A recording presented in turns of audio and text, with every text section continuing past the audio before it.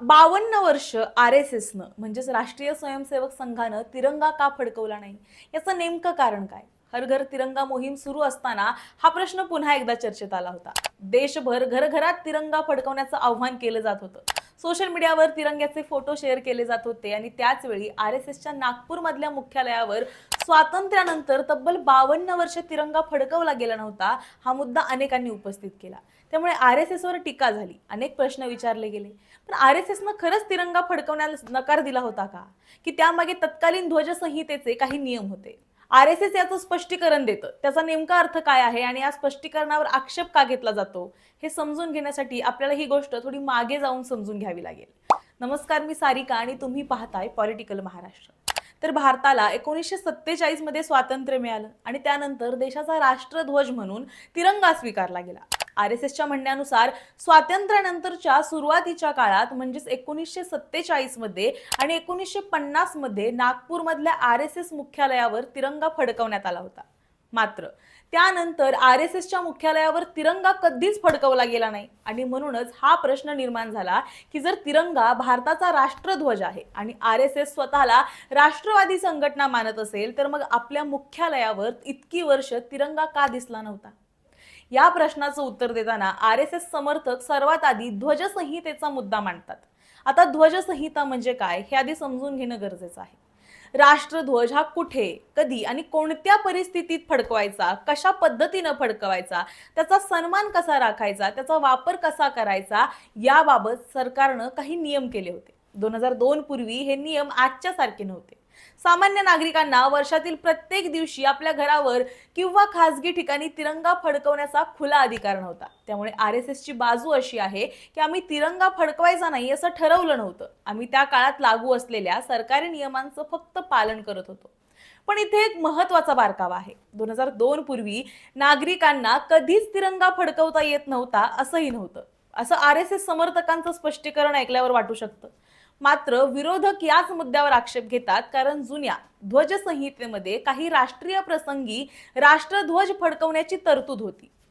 विशेषतः 26 जानेवारी, 15 ऑगस्ट आणि महात्मा गांधी यांच्या जयंती यासारख्या प्रसंगी तिरंगा फडकवण्यावर तशी पूर्ण बंदी नव्हती, असा जुन्या सरकारी कागदपत्रांचा दाखला दिला जातो.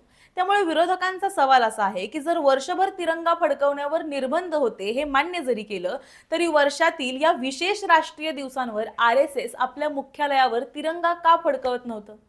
आता या वादाला आणखी एक महत्त्वाचा संदर्भ आहे नवीन जिंदाल यांची कायदेशीर लढाई. 1995 मध्ये उद्योगपती नवीन जिंदाल यांनी आपल्या कारखान्यावर राष्ट्रध्वज फडकवण्याच्या अधिकारासाठी दिल्ली उच्च न्यायालयात याचिका दाखल केली. त्यांचा मुद्दा असा होता की एखाद्या नागरिकाला आपल्या देशाचा राष्ट्रध्वज सन्मानानं फडकवण्यापासून का रोखलं जावं. हे प्रकरण पुढे गेलं आणि राष्ट्रध्वज फडकवण्याचा नागरिकांचा अधिकार हा राष्ट्रीय पातळीवर चर्चेचा विषय बनला. यानंतर केंद्र सरकारनं या विषयाचा अभ्यास करण्यासाठी समिती सुद्धा स्थापन केली. 15 जानेवारी 2002 रोजी केंद्रीय मंत्रिमंडळानं समितीचा अहवाल स्वीकारला आणि 26 जानेवारी 2002 पासून नागरिकांना वर्षातल्या कोणत्याही दिवशी राष्ट्रध्वज फडकवण्याची मुभा देण्यात आली. आणि याच 26 जानेवारी 2002 रोजी आर-एस-एसच्या नागपूर मुख्यालयावर तब्बल 52 वर्षांनंतर तिरंगा फडकवण्यात आला. म्हणून आर-एस-एसची बाजू समजून घेतली तर त्यांचा तर्क असा आहे, 2002 पूर्वी ध्वज फडकवण्याबाबत जे सरकारी नियम होते ते आम्ही पाळले. 2002 मध्ये नियम बदलले आणि त्यानंतर आम्ही तिरंगा फडकवला. त्यामुळे याचा अर्थ संघाला तिरंगा मान्य नव्हता किंवा संघ तिरंग्याच्या विरोधात होता असा निष्कर्ष काढणं चुकीचं आहे. म्हणजे आर-एस-एसच्या स्पष्टीकरणाचा मुख्य आधार हा तिरंग्याला विरोध नसून तत्कालीन नियम आणि संघाची स्वतःची ध्वज परंपरा हा आहे. पण 2001 मध्ये काय झालं, हा प्रश्न सुद्धा महत्त्वाचा आहे. 26 जानेवारी 2001 रोजी राष्ट्रप्रेमी युवा दलाच्या 3 कार्यकर्त्यांनी आर-एस-एसच्या नागपूर मुख्यालयात प्रवेश करून तिथं जबरदस्तीनं तिरंगा फडकवला. या घटनेनंतर आर-एस-एस मुख्यालयावर तिरंगा का फडकवला जात नाही, हा प्रश्न आणखी मोठा झाला आणि त्याच्या पुढच्या वर्षी म्हणजे 26 जानेवारी 2002 रोजी आर-एस-एसनं स्वतःहून मुख्यालयावर तिरंगा फडकवला. त्यामुळे 2001 आणि 2002 या 2 घटना या संपूर्ण वादात विशेष महत्त्वाच्या ठरतात. आता इथं आर-एस-एसची दुसरी बाजू समजून घ्यावी लागेल. संघाच्या शाखांमध्ये तिरंग्याऐवजी भगवा ध्वजाला गुरु म्हणून आपण महत्त्वाचं स्थान दिलं जातं. हा भगवा ध्वज संघाच्या विचार परंपरेचं आणि संघटनेच्या आदर्शांचं प्रतीक मानला जातो. त्यामुळे RSSच्या मते भगवा ध्वज हा संघाचा गुरु असणं आणि तिरंगा हा देशाचा राष्ट्रध्वज असणं या दोन्ही वेगळ्या गोष्टी आहेत. भगव्या ध्वजाला दिलेलं स्थान म्हणजे तिरंग्याचा अपमान किंवा राष्ट्रध्वजाचा विरोध असं त्यांचा दावा होत नाही. मोहन भागवत यांची भूमिका याच ठिकाणी महत्त्वाची ठरते. भागवत यांच्या मते RSSनं कधीही तिरंग्याचा अनादर केला नाही. तिरंगा हा देशाचा राष्ट्रध्वज आहे आणि त्याचा सन्मान केला पाहिजे ही संघाची भूमिका असल्याचं ते सांगतात. त्याचवेळी संघाच्या परंपरेत भगवा ध्वजाला असलेलं विशेष स्थानही कायम आहे. त्यामुळे त्यांच्या मते या दोन्ही गोष्टींची तुलना करून भगवा ध्वज मांडणं म्हणजे तिरंग्याचा विरोध करणं असा अर्थ काढणं योग्य नाही. पण विरोधक इथे पुन्हा एकदा एक मूलभूत प्रश्न विचारतात. ठीक आहे, तिरंग्याचा विरोध नव्हता असं तुम्ही म्हणता, पण मग 1950 नंतर 2002 पर्यंत आपल्या मुख्यालयावर तिरंगा का दिसला नाही? आणि याच प्रश्नाचं उत्तर देताना ध्वजसंहितेचा मुद्दा पुन्हा समोर येतो. म्हणून या संपूर्ण वादात दोन वेगवेगळे दावे आपल्या समोर येतात. RSS समर्थकांचं म्हणणं आहे की 2002 पूर्वीचे ध्वजविषयक नियम समजून घेतले पाहिजेत आणि संघानं त्या नियमांचं पालन केलं. तर विरोधकांचं म्हणणं आहे की वर्षभर तिरंगा फडकवण्यावर निर्बंध असले तरी काही राष्ट्रीय दिवसांवर तो तिरंगा फडकवण्याची तरतूद होती. त्यामुळे केवळ ध्वजसंहितेचा आधार घेऊन 52 वर्षाचं अंतर पूर्णपणे स्पष्ट होत नाही आणि म्हणूनच या विषयाकडे RSSनं 52 वर्ष तिरंगा का फडकवला नाही किंवा RSSला तिरंगा फडकवता येत नव्हता अशा दोन टोकाच्या वाक्यातून पाहिलं तर पूर्ण चित्र समोर येत नाही.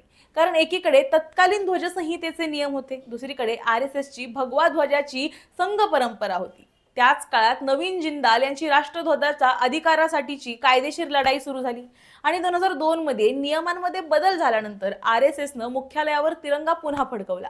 त्यामुळे 52 वर्षाचा हा प्रश्न आजही चर्चेत का येतो? कारण प्रश्न फक्त एका तिरंगा फडकवला की नाही एवढाच नाही. प्रश्न हा आहे की त्या काळात नेमके नियम काय होते, त्या नियमांचा RSSनं कसा अर्थ घेतला आणि 2002 पूर्वी उपलब्ध असलेल्या राष्ट्रीय दिवसांच्या तरतुदींच्या पार्श्वभूमीवर संघानं तिरंगा आपल्या मुख्यालयावर का फडकवला नाही? यावर RSSची बाजू आहे की तिरंग्याचा विरोध नव्हता, नियम आणि संघाची परंपरा होती. तर विरोधकांचा सवाल आजही तसाच आहे. जर तिरंग्याचा विरोध नव्हता तर 52 वर्षांचं हे अंतर का? आणि याच दोन भूमिकांच्या मध्ये RSS आणि तिरंग्यांचा 52 वर्षांचा हा वाद आजही राजकीय आणि सार्वजनिक चर्चेचा विषय बनतो. कारण 2001 मध्ये जेव्हा जबरदस्तीनं RSSच्या मुख्य कार्यालयावरती तिरंगा फडकवला होता तेव्हा RSSनं त्या तरुणांवरती केस केलेली आणि ही केस सुद्धा, हा जो खटला होता तो प्रचंड गाजलेला. त्याच्यानंतर 2002 मध्ये नियम बदलले आणि 2002 नंतर RSSनं सुद्धा आपल्या मुख्यालयावरती झेंडा फडकवणं सुरू केलं. तुम्हाला याबद्दल माहित होतं का आणि तुम्हाला याबद्दल काय वाटतं हे आम्हाला कमेंटमध्ये नक्की सांगा आणि अशाच व्हिडिओसाठी पाहत रहा पॉलिटिकल महाराष्ट्र.